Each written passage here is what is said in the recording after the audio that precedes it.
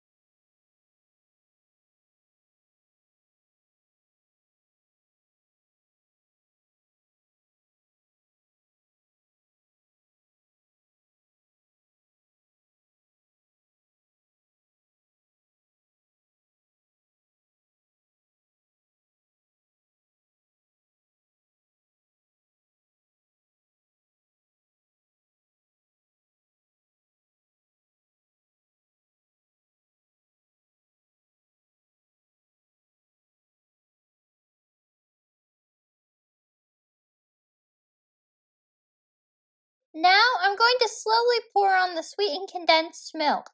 It's important to try to get this as even as possible because this layer will help everything stay together.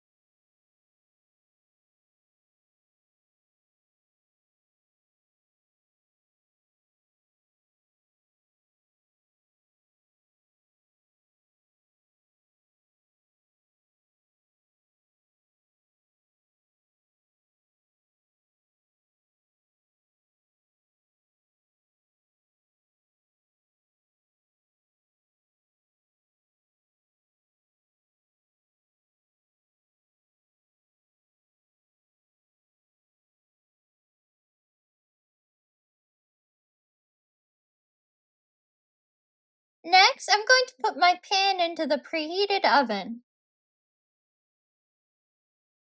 My magic bars took 25 minutes to bake. I would start checking the cookies at 20 minutes. When they're done, they will be golden brown. Place them onto a cooling rack to cool. And my magic bars are done and looking delicious. Please let me know what you thought of the video in the comments and how the recipe went for you. Don't forget to like the video and subscribe so you can see when new videos are added. Thank you and enjoy.